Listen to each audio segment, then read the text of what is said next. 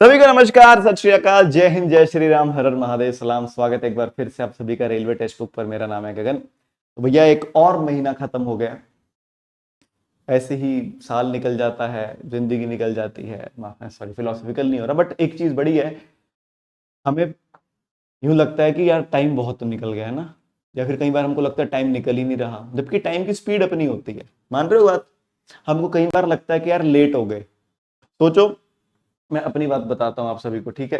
मैंने सोचा था यार इन्वेस्ट करेंगे, गोल्ड में इन्वेस्ट करते हैं। तब गोल्ड था दोस्तों 80,000। मैं कहा नहीं, महंगा है। 90 हो गया, 1 लाख हो गया, 1,10 हो गया, 1,20 हो गया। आज की डेट में गोल्ड 1.5 लाख हुआ पड़ा है, बताओ। अभी भी वही बात है। अभी मैं सोच रहा हूँ करूँ कि ना करूँ, क्योंकि जब से वॉर चला हुआ है 4-5 महीने से गोल्ड 1.5 लाख पर ही रुका हुआ है। फरवरी से मार्च, अप्रैल, मई, जून, जुलाई, 6 महीने हो गए हैं। लेकिन हमको वही लगता है कि यार लेट हो गया। लेट नहीं हुआ, हम हमारा दिमाग ऐसे फंक्शन करता है। तो बस मैं वही बोलना चाहूंगा, कुछ भी शुरू करना चाहते हो आज कर दो, लेट नहीं हुए हो। लेट तब हो जाओगे कि अगर आज भी शुरू नहीं किया, है ना। काफी अच्छी मोटिवेशन मिल गई। शुरू करते हैं दोस्तों आज की क्लास। पीडीएफ गगन सर रेलवे टेलीग्राम चैनल आपको पता ही है। शुरू करेंगे पहले हम 30 जुलाई के करंट अफेयर्स के साथ एमसीक्यू फॉर्मेट में, और फिर करेंगे दोस्तों आज के करंट अफेयर डिटेल में। आई पहला, कॉमनवेल्थ खेलों में पुरुषों की 10,000 मीटर दौड़ में सिल्वर मेडल जीतने वाले गुलवीर सिंह किस राज्य से हैं? इंडिया का पहला मेडल है दोस्तों ये 10,000 मीटर के अंदर। इंडिया का पहला मेडल है दोस्तों 10,000 मीटर के अंदर। तो गुलवीर सिंह किस स्टेट से हैं?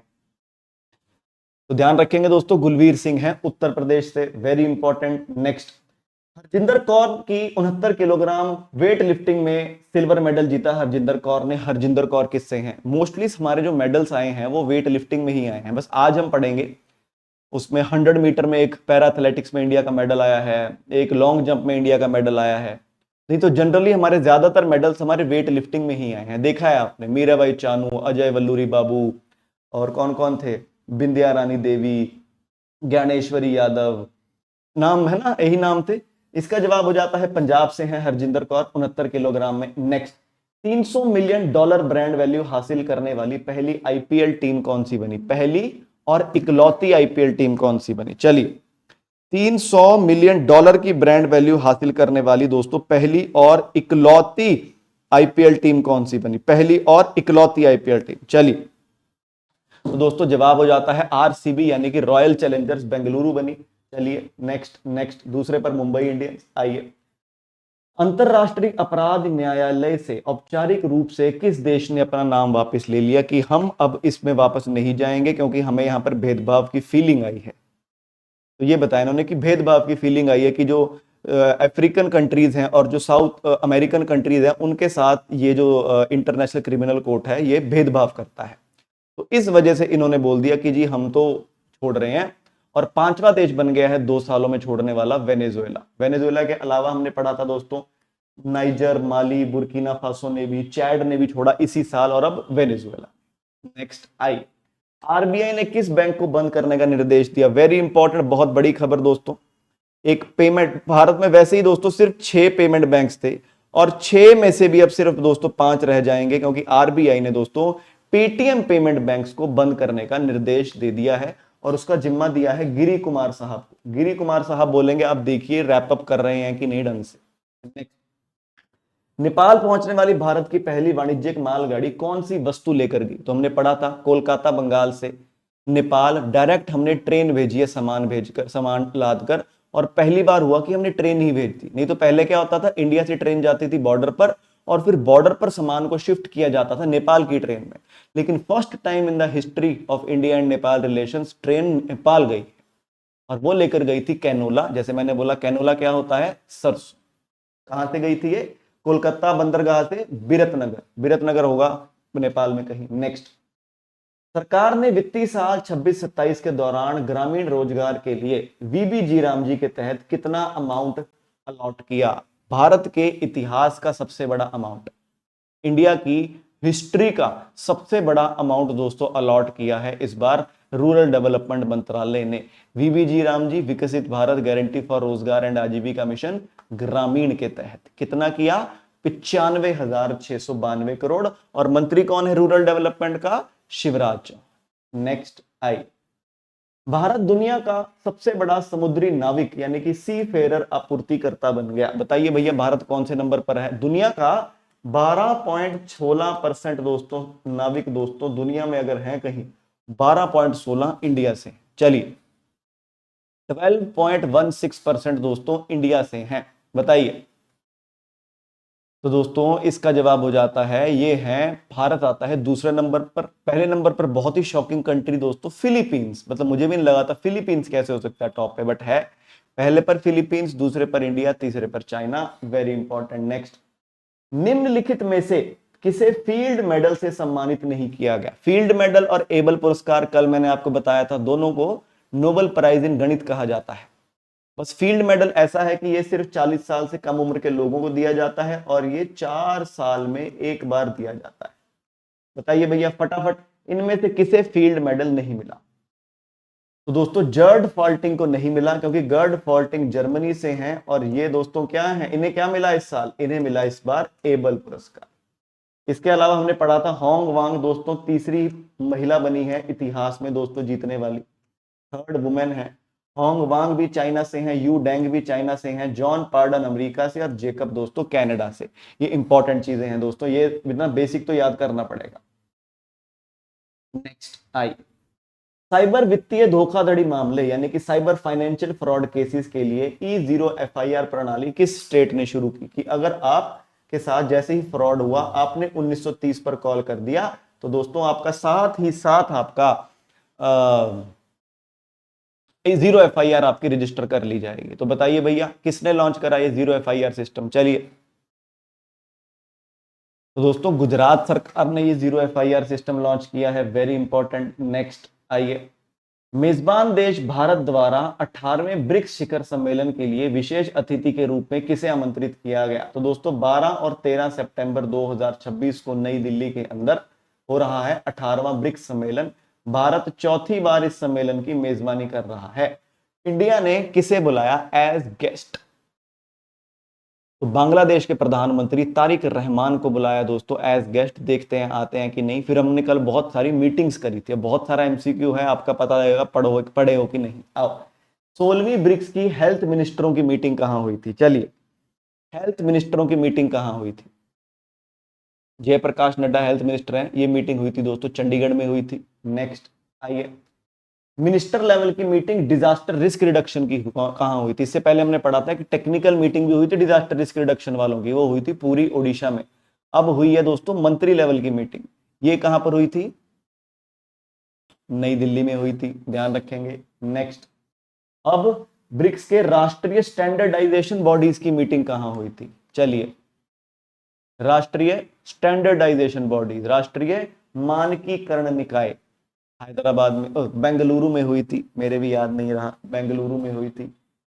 प्रहलाद जोशी जी, प्रहलाद जोशी नो नए नए एजुकेशन मिनिस्टर। नेक्स्ट, 12वीं ब्रिक्स लेबर मंत्रियों की मीटिंग कहां हुई थी? वेरी इंपॉर्टेंट, लेबर मंत्री हमारे सर्बानंद सोनोवाल साहब, कहां हुई है मीटिंग लेबर मंत्रियों की? तो दोस्तों हैदराबाद में हुई थी मीटिंग। नेक्स्ट आइए, ट्रेड यूनियन फोरम वालों की मीटिंग कहां हुई थी? थोड़ा बोरिंग लगेगा ये, लेकिन यार वही बात है, अगर मजा आने लग जाए तो सभी पढ़ने ना लग जाएं, और सभी पढ़ने लग जाएं फिर सोचो कट ऑफ कहां जाए। तो दोस्तों ट्रेड यूनियन वालों की मीटिंग हुई थी, ये भी हैदराबाद में हुई थी। फिर से सर्बानंद सोनोवाल दोस्तों, यहां भी सर्बानंद सोनोवाल लेबर मंत्रियों की, और ट्रेड यूनियन में भी सर्बानंद सोनोवाल। नेक्स्ट, ट्रांसपोर्ट मंत्रियों की मीटिंग, कल रात मैंने 100% इथेनॉल वाली फाइल पर साइन कर दिया है, और अब भाई साहब कह रहे हैं बॉम्बे हाई कोर्ट में जाके कि इससे मेरा कोई लेना देना नहीं है, इथेनॉल वाला काम ये ट्रांसपोर्ट मंत्रालय का है। अबे तो दोस्तों ये नागपुर में हुई। आपको कमाल की बात बताऊं, नितिन गडकरी MP कहां से है? नागपुर से ही है। तो ये मीटिंग्स थी कुछ इंपॉर्टेंट। अगला, भारत का पहला समर्पित सैन्य चिकित्सा विभाग यानी कि डिपार्टमेंट ऑफ मिलिट्री मेडिसिन का उद्घाटन कहां किया? उद्घाटन इसका राजनाथ सिंह ने किया, हमारे रक्षा मंत्री डिफेंस मिनिस्टर ने ऑनलाइन किया। और ये भारत का पहली बार ऐसा कोई डिपार्टमेंट खोला है जहां पर फौज के लिए खासकर दवाइयों पर रिसर्च की जाएगी।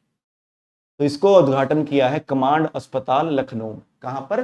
कमांड अस्पताल लखनऊ में। नेक्स्ट, फिर one officer one vehicle policy को सेंट्रल गवर्नमेंट ने अनाउंस किया और यूपी ने साथ के साथ लागू भी कर दिया। इसमें क्या है कि एक अफसर के पास एक ही सरकारी गाड़ी होगी। अगर उसके पास किसी और डिपार्टमेंट, मंत्रालय या फिर किसी अथॉरिटी का, ऑर्गेनाइजेशन, संस्था का अतिरिक्त प्रभार होगा तो 2-3 अथॉरिटी है तो 3 गाड़ियां नहीं मिलेंगी, गाड़ी एक ही मिलेगी। तो ये सरकार ने किया है। नेक्स्ट, चल, ये हुई है दोस्तों हमारी आज फटाफट से रिवीजन।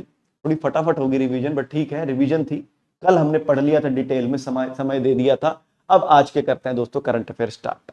एक बार लाइक कर देंगे तो बढ़िया लगेगा भाई को आपके, हैं, एक बार लाइक कर दीजिए वीडियो को। चलिए आइए, तो छत्तीसगढ़ ने महिलाओं के नेतृत्व वाली सौर उद्यमिता के लिए द्विशक्ति योजना लॉन्च करी। द्विशक्ति क्यों लिखा है इसमें, पागल। तो छत्तीसगढ़ ने दोस्तों द्विशक्ति योजना लॉन्च करी महिलाओं के लिए सोलर एंटरप्रेन्योरशिप में। ये चाहते हैं छत्तीसगढ़ वाले कि जो महिलाएं हैं, औरतें हैं, ये सोलर में कुछ काम करें, ये सोलर पैनल की फैक्ट्री लगा लें, ये सोलर पैनल का आउटलेट खोल लें। उसके लिए औरतों को मदद की जाएगी द्विशक्ति योजना के तहत। द्विशक्ति और फुल फॉर्म भी है द्विशक्ति। तो महिला सशक्तिकरण के लिए दोस्तों एक बहुत बड़ी मिसाल छत्तीसगढ़ सरकार ने लॉन्च कर दी है, decentralised women empowerment on energy and policy for transformative inclusion, Dwishakti. अरे बाप रे बेटा, फुल फॉर्म याद करने की जरूरत नहीं है, पेपर में सिंपल सा आ जाएगा कि द्विशक्ति योजना किस स्टेट ने लॉन्च करी, छत्तीसगढ़ ने करी। आपको बस पता हो किसके लिए है ये, कि औरतों को सोलर में, सोलर एनर्जी सेक्टर में काम के लिए। तो स्कीम के तहत क्या है, ये स्कीम दोस्तों इंडिया की पहली महिला द्वारा लीड की गई रीन्यूएबल एनर्जी पॉलिसी की स्कीम है। इसमें गांव के जो सेल्फ हेल्प ग्रुप हैं उनको बोलो कि आप सोलर एंटरप्रेन्योर बन जाओ। मतलब औरतों के सेल्फ हेल्प ग्रुप बने होते हैं गांव के लेवल पर, उनको बोलो कि तुम सभी मिलकर एक डीलरशिप खरीद लो, शोरूम खरीद लो, एक किसी से ले लो शोरूम, है ना, हम हेल्प कर देंगे तुम्हारी इस योजना में, औरतों के लिए। लेकिन तो इसके तहत ये है कि हम छत्तीसगढ़ सरकार 5,000 महिलाएं द्वारा लीड करा गया एक सोलर एंटरप्राइज खोलने की कोशिश कर रहे हैं। मतलब कि 500 ऐसे शोरूम खोलेंगे, जिससे कहा कि 50,000 नौकरियां बनेगी। तो बहुत बढ़िया चीज है यार, तो ध्यान रखेंगे इस चीज का। द्विशक्ति योजना छत्तीसगढ़ सरकार ने करी है लॉन्च, महिलाओं को सोलर एनर्जी की फील्ड में एंटरप्रेन्योर बनने के लिए, कि हम आपको मदद करेंगे, आप काम करो, आप डीलरशिप लो, आप शोरूम लो। तो 5,000 सेल्फ हेल्प ग्रुप बनाने की बात की जा रही है जो सोलर एंटरप्रेन्योरशिप पर ही काम करेंगे। Very important. आइए नेक्स्ट, राष्ट्रपति द्रौपदी मुर्मू को दोस्तों कल 4 साल हो गए हैं बतौर राष्ट्रपति। तो द्रौपदी जी ने 3-4 कुछ इनिशिएटिव्स को लॉन्च किया है राष्ट्रपति भवन में ही, वहीं के इनिशिएटिव भी है। तो राष्ट्रपति द्रौपदी मुर्मू ने राष्ट्रपति पद के 4 साल पूरे होने के अवसर पर राष्ट्रपति भवन में कुछ नई पहलों का शुभ आरंभ किया। तो ज्यादा डिटेल में तो नहीं पढ़ना, लेकिन बेसिक बेसिक हमें पता होना चाहिए। पेपर में कई बार आ जाता है कि भैया उपहार या फिर बचपन बाल परिसर या फिर राही, ये किससे रिलेटेड है, ये हमको पता होना चाहिए ना कि राष्ट्रपति भवन से रिलेटेड। तो भैया भारत के राष्ट्रपति के रूप में 4 साल पूरे होने के उपलक्ष्य में राष्ट्रपति मुर्मू ने नागरिक केंद्रित और स्थिरता केंद्रित पहलों की एक श्रृंखला शुरू की, जिसमें से जैसे कि पहला है एप्लीकेशन बेस्ड इलेक्ट्रॉनिक गाइड। अगर आप कभी ताजमहल गए हो तो ताजमहल में एंटर करते हुए एक तो आपको टूर गाइड्स बहुत सारे मिल जाते हैं, साथ ही आपको एक ईयरफोन और वो आपको टिकट काउंटर से मिल जाता है कि आप कान में लगा लीजिए और सुनते जाइए, चलते जाइए, आपको पता लगता रहेगा। तो ये क्या है, एक डिजिटल ऑडियो गाइड है, जिससे विजिटर्स को पता लगता रहेगा डिटेल्ड इंफॉर्मेशन राष्ट्रपति भवन के बारे, उसके इतिहास के बारे, उसके आर्किटेक्चर के बारे, वहां पर जो इंपॉर्टेंट जगहें हैं उनके बारे। एक मोबाइल एप्लीकेशन बना दी है, उसके थ्रू बोला है कि भैया इसको मोबाइल एप्लीकेशन आप डाउनलोड करके राष्ट्रपति भवन आइए, ईयरफोन लगाइए और घूमते रहिए। तो पहला है ई ऑडियो गाइड राष्ट्रपति भवन के लिए। दूसरा हो जाता है ई उपहार। तो ये क्या है, एक डिजिटल, ये भी ऑनलाइन इनिशिएटिव है। इससे क्या है, ट्रांसपेरेंट और एफिशिएंट मैनेजमेंट होगी गिफ्ट की, मेमेंटोज की, जो ऑफिशियल एंगेजमेंट पे मिलते हैं। यानी कि राष्ट्रपति को गिफ्ट तो मिलते ही हैं, राष्ट्रपति भारत से कहीं बाहर दूसरे देश में जाते हैं वो गिफ्ट देते हैं, कोई बाहर से राष्ट्रपति को मिलने आता है वो गिफ्ट देता है। तो उस सभी को ट्रांसपेरेंट तौर पर लोगों को भी दिखाएं कि भैया ये गिफ्ट मिला है, ये हमने घर पे नहीं लिया, क्योंकि राष्ट्रपति भारत का राष्ट्रपति है, वो अपने घर का राष्ट्रपति नहीं होता है ना। तो ई उपहार ये उसके लिए है। फिर तीसरा है बचपन बाल परिसर। ये बोला कि हमको चाइल्ड फ्रेंडली जगह बनानी है, कि बच्चे आए अगर, बच्चों को भी जगह अच्छी लगे, ताकि बच्चे खेलते कूदते, अच्छा एक्सपीरियंस हो उनका, और वो राष्ट्रपति भवन के बारे में भी जाने। मतलब ऐसा हो कि बच्चे अगले संडे ही बोले मम्मी राष्ट्रपति भवन चलें, कुछ करेंगे यार, हमने क्या लेना। बेसिक आप इंफॉर्मेशन आपको ध्यान रखनी है। और चौथी जो चीज लॉन्च करी है वो है राही, Rashtrapati Bhavan access and heritage इंटरकनेक्टर। तो ये एक नई पहल है, इससे कनेक्टिविटी करनी है between heritage locations with in the Rashtrapati Bhavan complex, making it easier for visitors to explore its historical and cultural landmarks. वही है जो हमने पहले वाले में पढ़ा था कि भैया इस भवन के अंदर जो पुरानी जगहें हैं, कभी रानी से रिलेटेड, कभी राजा से रिलेटेड, गोरों के राजा से रिलेटेड, जवाहरलाल नेहरू जी से रिलेटेड, उन जगहों को हम कैसे कनेक्ट करें ताकि लोगों को पता लगे। तो एक नई पहल है जिसका उद्देश्य राष्ट्रपति भवन परिसर के भीतर विरासत स्थलों के बीच कनेक्टिविटी में सुधार करना है, जिससे आने वाले लोगों के लिए ऐतिहासिक और सांस्कृतिक स्थलों का पता लगाना आसान हो सके। ऐसा ना होना कि मैं निकल गया और पता लगे कि यहां पर क्वीन एलिजाबेथ आई बैठी थी, उन्होंने तो बनवाया था ये, गोरों ने तो बनवाया था ये, हमने थोड़ी बनाया था, गोरों ने बनाया था। पुराने वाला राष्ट्रपति भवन, क्योंकि पार्लियामेंट नया बना है, राष्ट्रपति भवन तो वही है पुराने वाले, राइट। तो राष्ट्रपति मुर्मू को 4 साल पूरे हो गए हैं बतौर 15वीं राष्ट्रपति। ये पहली ट्राइबल राष्ट्रपति हैं भारत की जिन्होंने 25 जुलाई को दोस्तों ओथ ली थी। ध्यान रखेंगे दूसरी महिला है, पहली महिला थी प्रतिभा पाटिल और पहली ट्राइबल राष्ट्रपति है। तो इन चीजों का रखेंगे दोस्तों बेसिक सा ध्यान। Reading next, DBS development bank of Singapore. तो दोस्तों ये पहला साउथ ईस्ट एशियन बैंक बन गया है जिसको दुनिया का बेस्ट कॉर्पोरेट बैंक का पुरस्कार मिलेगा, ग्लोबल फाइनेंस पुरस्कार 2026 में। तो बैंकों के लिए सबसे बड़े पुरस्कार होते हैं ग्लोबल फाइनेंस पुरस्कार। तो वो ग्लोबल फाइनेंस पुरस्कार वाले दोस्तों ने इन्होंने डेवलपमेंट बैंक ऑफ सिंगापुर यानी कि डीबीएस को साउथ ईस्ट एशिया का सबसे बेहतरीन कॉर्पोरेट बैंक के रूप में चुना है और साथ ही साथ उसे एशिया के भी सबसे बेहतरीन बैंक के रूप में चुना है। इन चीज का ध्यान रखेंगे, ठीक है। ये क्या है, साउथ ईस्ट एशिया का सबसे बेहतरीन बैंक, साथ ही एशियाज बेस्ट बैंक एक चीज। फिर सर दुनिया का बेस्ट बैंक कौन सा है, ये है। तो दुनिया का बेस्ट बैंक है बैंको सेंटेंडर, ये है स्पेन का बैंक दोस्तों। हमें तभी नहीं पता दोस्तों, हमारे यहाँ पर ऐसे लिखा नहीं होता ना, हमारे तो पूरा कितना कुछ लिख देते हैं। बाहर वाले लोग थोड़े से एस्थेटिक्स पर जाते हैं, कूल चीज। तो दुनिया का सबसे बढ़िया बैंक 2026 का बना है बैंको सेंटेंडर, स्पेन का। आगे, दुनिया का सबसे बड़ा कंज्यूमर बैंक उपभोक्ताओं के लिए। भैया मैं तो हैरान हूं, पता नहीं कैसे इतने मजाक बनते हैं स्टेट बैंक ऑफ इंडिया पर, इतनी दिक्कतें आती है स्टेट बैंक ऑफ इंडिया के। थोड़े दिन बाद तो इनका पोर्टल डाउन हो जाता है, इन पर कुछ काम करने जाओ तो काउंटर खिलाते हैं, बट फिर भी दुनिया का सबसे बेहतरीन कंज्यूमर बैंक बन गया स्टेट बैंक ऑफ इंडिया, बताइए। नेक्स्ट, और दुनिया का उभरती हुई मार्केट के लिए बैंक बना है सबसे बेहतरीन बीबीवीए, ये भी स्पेन का बैंक। तो ये 4 हो गए, दुनिया का सबसे बड़ा बैंक, सबसे बेहतरीन बैंक सेंटेंडर जो कि स्पेन का है, एशिया का सबसे बेहतरीन बैंक, साउथ ईस्ट एशिया का सबसे बेहतरीन बैंक दोस्तों world best corporate bank DBS, consumer के लिए बेहतरीन बैंक एसबीआई, और उभरती हुई मार्केट के लिए सबसे बढ़िया बैंक बीबीवीए जो कि स्पेन का है, स्पेन का। और ये पुरस्कार मिलेंगे दोस्तों बैंकॉक में अक्टूबर में। तो दोस्तों 2026 सर्वश्रेष्ठ बैंक पुरस्कार समारोह 17 अक्टूबर 2026 को दूषित थानी बैंकॉक में आयोजित किया जाएगा। तो ये चीजों का दोस्तों हम रखेंगे बेसिक सा, ठीक है भैया। नेक्स्ट, बहुत बड़ी खबर, महाराष्ट्र के अजिंक्य रहाणे ने अनाउंस कर दिया है कि अब ये अंतरराष्ट्रीय क्रिकेट से रिटायरमेंट ले रहे हैं। सर महाराष्ट्र के क्यों बोला, पेपर में सवाल आता है क्योंकि ये थोड़ी पूछेंगे अजिंक्य रहाणे क्या खेलता था। आप में से 95% लोगों को पता होगा कि क्रिकेट खेलता था, ये नहीं पता होता लोगों को कि कहां से है। तो अजिंक्य रहाणे महाराष्ट्र से हैं, भारत के बढ़िया क्रिकेटर रह चुके हैं। इन्होंने अब अंतरराष्ट्रीय क्रिकेट से संन्यास यानी कि रिटायरमेंट लेने का फैसला ले लिया। आइए अगला, इंडिया का पहला टेलीकॉम मैन्युफैक्चरिंग जोन ये सेटअप किया जाएगा ग्वालियर मध्य प्रदेश में। सर ये क्या हुआ टेलीकॉम मैन्युफैक्चरिंग जोन, मतलब इंडिया में फोन नहीं बनते? नहीं बेटा, टेलीकॉम में ये भी आते हैं, टावर वगैरह, इसके इंस्ट्रूमेंट वगैरह, रेडियोज वगैरह, है ना, वो सभी चीजें। तो अभी तक ये इंडिया में नहीं बनते, ये हमें बाहर से ही लाने पड़ते हैं, फॉरेन कंट्री से लाने पड़ते हैं। लेकिन अब इंडिया में एक डेडिकेटेड जोन बनाया जा रहा है जहां पर सिर्फ ये टेलीकॉम की ही चीजें बनेंगी। तो ये इंडिया के लिए बहुत बढ़िया बात है, हमको बाहर से नहीं मंगाना पड़ेगा। कहां पर? ग्वालियर में। आइए, तो भारत का पहला telecom manufacturing zone Madhya Pradesh के ग्वालियर में स्थापित किया जाएगा। यह परियोजना घरेलू दूरसंचार विनिर्माण को मजबूत करेगा, आयात निर्भरता को कम करेगा और मेक इन इंडिया और आत्मनिर्भर भारत पहल को बढ़ावा देगा। तो बहुत ही बढ़िया चीज होगी, क्योंकि हमारा जो लोकल, हमारा जो इंडिया का जो मार्केट है वो बड़ा होगा। अब हम इंडिया में ही बनाएंगे, इंडिया में ही बेचेंगे।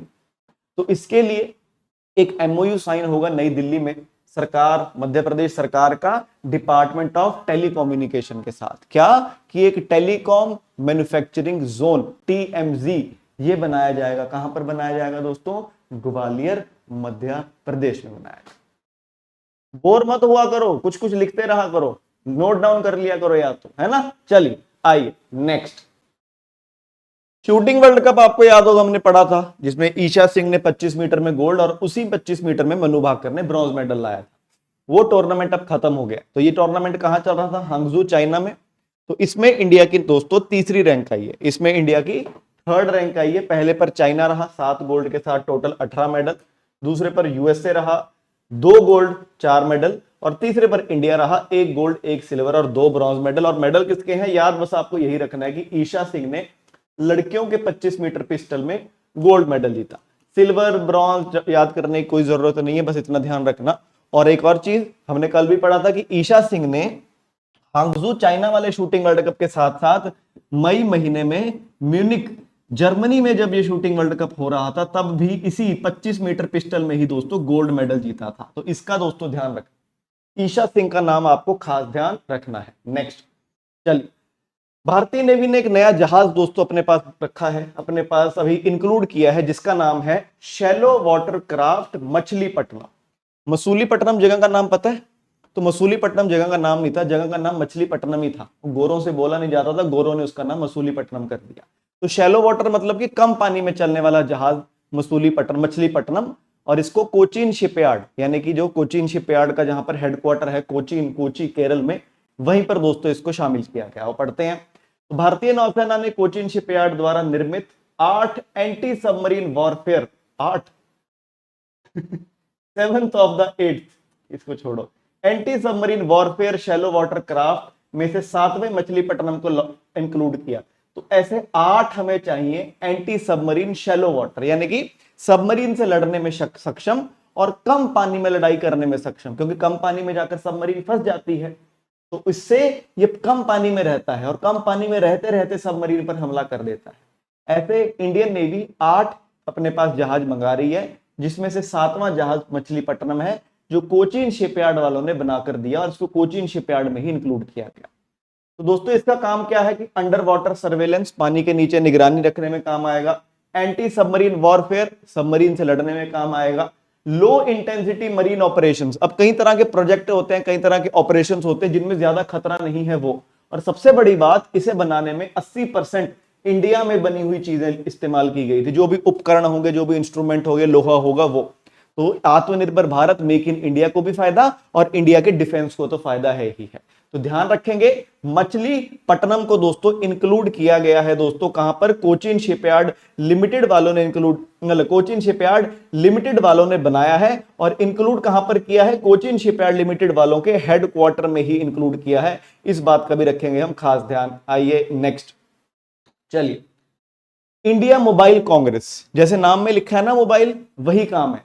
यानी कि mobile technology, 5G 6G broadband, इसके ऊपर बातचीत होती है। तो वर्ल्ड लेवल का दोस्तों एक ऑर्गेनाइजेशन होती है, मतलब दुनिया भर के लोग यहां पर आकर मिलते हैं।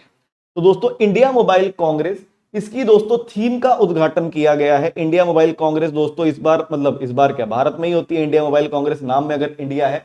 तो ज्योतिरादित्य सिंधिया है जो दोस्तों, इन्होंने इसकी थीम को लॉन्च किया है। थीम का नाम है स्केल विदाउट बाउंड्रीज, बिना बाउंड्रीज के स्केल करना है। स्केल का मतलब स्केल नहीं होता नापने वाला, स्केल का मतलब ऊंचाइयां छूनी है, बाउंड्रीज नहीं है कोई, ऊंचाइयां छूनी। तो आओ पढ़ते हैं इसके बारे में। तो हमारे जो दोस्तों यूनियन कम्युनिकेशन मिनिस्टर हैं ज्योतिरादित्य सिंधिया, नई दिल्ली के अंदर दोस्तों ये उद्घाटन, मतलब नई दिल्ली के अंदर ये प्रोग्राम रखा था। सोचो, थीम अनाउंस करने के लिए भी एक प्रोग्राम रखा था किसी प्रोग्राम की थीम अनाउंस करने के लिए भी प्रोग्राम रखा गया था। यहां जा रहा है हमारा पैसा, मजाक कर रहा हूं। तो दोस्तों ध्यान रखेंगे, हमारे union minister of communication Jyotiraditya Scindia ने दोस्तों उद्घाटन किया इस थीम का। कहां पर? नई दिल्ली में किया। ये 7 से लेकर 10 अक्टूबर को होने वाला है। और ये एशिया का सबसे बड़ा डिजिटल टेक्नोलॉजी का फोरम होता है, यानी कि एशिया में डिजिटल टेक्नोलॉजी का सबसे बड़ा समारोह सम्मेलन होता है। और थीम क्या है? 10th इंडिया मोबाइल कांग्रेस की स्केल विदाउट बाउंड्रीज। ध्यान रखेंगे, एडिशन है 10th। नेक्स्ट चलिए, ये आपको पता होगा एंटी पेपर लीक बिल। तो इसमें एंटी पेपर लीक जैसा वैसे कुछ नहीं है, इसमें पेपर लीक के बाद क्या कर सकते हैं वो है। तो दोस्तों हमारे मिनिस्टर ऑफ स्टेट हैं, काफी चीजों के, साइंस एंड टेक्नोलॉजी के भी ये हैं, और मेरे को भी याद नहीं आ रहा, साइंस एंड टेक्नोलॉजी है एक ये, और मेरे को याद नहीं आ रहा कौन कौन से हैं, डॉक्टर जितेंद्र सिंह। तो इन्होंने लोकसभा में इस बिल को पेश किया। तो वैसे तो public examination prevention of unfair mean act ये बन चुका है कानून 2024 में, जिसमें था कि अगर कोई चीटिंग करता हुआ, करवाता हुआ पकड़ा जाएगा तो उसके ऊपर क्या इल्जाम लगेंगे। इस बार उसके अंदर पेपर लीक भी इंक्लूड कर दिया गया है, और पेपर लीक इंक्लूड करने के बाद उसके अंदर कुछ कड़ी सजा सुना दी गई। इसमें पेपर लीक को रोकने के लिए कुछ नहीं है बिल में। आप इंस्टाग्राम पर पढ़ रहे होंगे कि पेपर लीक बिल पास हुआ, पेपर लीक बिल पास नहीं हुआ है, ये पेपर लीक हो गया उसके बाद क्या कर सकते हैं वो पास हुआ है। तो आओ पढ़ते हैं। तो भैया, संशोधन में पेपर लीक और परीक्षा संबंधी धोखाधड़ी से अधिक प्रभावी ढंग से निपटने के लिए सख्त दंड, तेज जांच और विशेष फास्ट ट्रैक अदालतें शामिल है। बोला कि 2 महीने के अंदर अंदर अगर किसी पेपर में चीटिंग या लीक पाया जाता है, 2 महीने के अंदर अंदर उसका निपटारा किया जाएगा, हम स्पेशल कोर्ट्स बिठाएंगे। इन्होंने बोला हमने क्या कहते हैं, पनिशमेंट बढ़ा दी है। पनिशमेंट क्या होगी कि कम से कम 5 साल की सजा, ज्यादा से ज्यादा 10 साल की सजा, और 50 लाख रुपए का जुर्माना। और अगर कोई ऑर्गेनाइज्ड क्राइम है, कहीं होते हैं ना कि पूरे बड़े लेवल पर, जैसे नीट का पेपर लीक किया, वो बड़े लेवल पर क्राइम था, तो उसमें सजा बढ़कर 7 साल भी हो सकती है, और फाइन बढ़कर दोस्तों 10 करोड़ रुपए भी हो सकती है। तो ये चीजें हैं कि वैसे 5 से लेकर 10 से लेकर फिर यहां पर 7 साल, फिर 10 करोड़, यही सब चीजें हैं। लेकिन अगेन, और जैसे मैंने बोला 2 महीने के अंदर अंदर काम, लेकिन इसमें पेपर को लीक को रोकने को कुछ नहीं है। लीक हो गया तो उसके बाद का, तो इसको लोकसभा में पास कर दिया गया है। तो लोकसभा ने पास किया public examination prevention of unfair amendment bill 2026। अब ये राज्यसभा में जाएगा, वहां पर इस पर चर्चा होगी, फिर राष्ट्रपति अपना मोहर लगाएंगे, और फिर दोस्तों हो गया। आइए नेक्स्ट। बहुत बढ़िया दोस्तों, कॉमनवेल्थ गेम्स में भारत का तीसरा गोल्ड आ गया है। पहला गोल्ड जीता था मीराबाई चानू ने, राइट, आपको याद है, 48 किलोग्राम वेट लिफ्टिंग में। दूसरा जीता था शर्मिला धनखड़ ने F57 शॉटपुट में। और तीसरा जीता है महाराष्ट्र के दिलीप महादू गवित ने, किसमें? T47 100 मीटर के अंदर, पैरा में, बेसिकली जो दोस्तों डिसेबल्ड एथलीट्स के खेल होते हैं उसमें। तो इस खेल में ऐसा हुआ कि गोल्ड मेडल भी इंडिया का, सिल्वर मेडल भी इंडिया का। तो देखिए, दिलीप महादू गविट और मोहम्मद वसील ने 1 और 2, यानी कि फर्स्ट आए दिलीप, सेकंड आए मोहम्मद, 100 मीटर T47 की रेस के अंदर। तो भारत ने इतिहास रच दिया पैरा एथलेटिक्स के क्षेत्र में, जब भारत में 100 मीटर में T47 के फाइनल में महाराष्ट्र के दिलीप ये रहे, इन्होंने गोल्ड जीता, और केरल के मोहम्मद वसील ने सिल्वर जीता। सोचो, परसों हमने पढ़ा था कि भारत का आज तक कभी भी कॉमनवेल्थ गेम्स में पैरा एथलेटिक्स के अंदर गोल्ड नहीं आया है ना। फिर गोल्ड कौन लेकर आई? शर्मिला धनखड़ T57 शॉटपुट में, और उसमें भी इंडिया का गोल्ड, इंडिया का ही ब्रॉन्ज जीता था कर्नाटक की शिल्पा शायला ने। सोचो, तीसरे ही दिन इंडिया का दूसरा गोल्ड आ गया पैरा एथलेटिक्स में, क्या बात हुई है ना, बहुत बढ़िया। इन लोगों के लिए एक बार लाइक, इन लोगों के लिए एक बार लाइक दोस्तों। तो दिलीप है, कहां से है? महाराष्ट्र से हैं, T47 कैटेगरी ध्यान रखनी है दोस्तों। शर्मिला धनखड़ की कैटेगरी क्या है? T57 शॉटपुट, इनकी कैटेगरी क्या है? T47। तो ध्यान रखेंगे, दिलीप है महाराष्ट्र से, मोहम्मद बेसिल है केरल से, सिल्वर, गोल्ड और सिल्वर। नेक्स्ट, केरल से एक और बेहतरीन एथलीट मुरली श्री शंकर ने अपना दूसरा लगातार कॉमनवेल्थ गेम्स में सिल्वर मेडल जीता लॉन्ग जंप, यानी कि 2022 में जब कॉमनवेल्थ गेम्स हुई थी तब भी मुरली श्री शंकर ने सिल्वर मेडल जीता था, और इस बार भी मुरली श्री शंकर ने सिल्वर मेडल जीता। तो आइए, बस इतना ही, ज्यादा नहीं थे मेडल। नेक्स्ट चलते हैं, ये बड़े करंट अफेयर है थोड़ा। तो ब्रुकफील्ड करके कंपनी है दोस्तों कनाडा की, इन्होंने $600 मिलियन का एक रीन्यूएबल एनर्जी का प्लेटफॉर्म लॉन्च किया है इंडिया के अंदर। रीन्यूएबल एनर्जी कौन सी होती है? सोलर, विंड वगैरह। तो इन्होंने स्पेशली सोलर एनर्जी के लिए एक प्लेटफॉर्म लॉन्च कर दिया है कि अगर आप इसमें इनके साथ मिलकर कुछ करना चाहें तो करें, $600 मिलियन का। आओ, तो भैया ब्रुकफील्ड ने लॉन्च किया एक रीन्यूएबल एनर्जी का प्लेटफॉर्म का नाम पढ़ लीजिए भैया, लुमारा। तो ब्रुकफील्ड ने भारत में लुमारा नाम से एक नवीनीकरण ऊर्जा मंच लॉन्च किया। प्लेटफॉर्म में सोलर हो गया, चाहे विंड हो गया, चाहे बैटरी हो गया, बैटरी स्टोरेज प्रोजेक्ट, 3 चीजें हैं। फोकस ज्यादा सोलर पे रहता है इनका, लेकिन इन्होंने इसमें बोला है कि हम सोलर भी, विंड भी और बैटरी स्टोरेज, इन तीनों प्रोजेक्ट्स के ऊपर हम काम करने वाले हैं और $600 मिलियन दोस्तों ये उपयोग करेंगे और शुरुआत में 6 गीगावाट की क्षमता के ऊपर फोकस किया जाएगा। तो ध्यान रखेंगे भैया, पेपर में सीधा सवाल आएगा कि ब्रुकफील्ड ने लॉन्च किया प्लेटफॉर्म नाम क्या है, या फिर लुमारा किसने लॉन्च किया, ब्रुकफील्ड ने किया, कितनी कैपेसिटी है 6 गीगावाट, कितना खर्चा $600 मिलियन। तो ब्रुकफील्ड पहले से भी है इंडिया में, 45 गीगावाट का विंड और सोलर का काम इंडिया में ऑलरेडी चल रहा है। 45 गीगावाट का इंडिया में विंड और सोलर का काम ऑलरेडी चल रहा है ब्रुकफील्ड वालों का। अब उन्होंने आपके मेरे जैसे लोगों के लिए भी एक प्लेटफॉर्म लॉन्च कर दिया कि तुमको भी कुछ करना हो तो बताओ। तो ध्यान रखेंगे इस चीज का, ब्रुकफील्ड का लुमारा। नेक्स्ट, ये नई चीज आई है एक, तो कुछ रेयर अर्थ मेटल्स होते हैं। रेयर अर्थ से मतलब ऐसा मत समझना कि बहुत ही दुर्लभ होते हैं, सोने की तरह, हीरे की तरह, नहीं, वो आपस में चिपके होते हैं, उनको अलग करना बहुत मुश्किल होता है, इसलिए उनको कहा जाता है रेयर अर्थ मिनरल्स।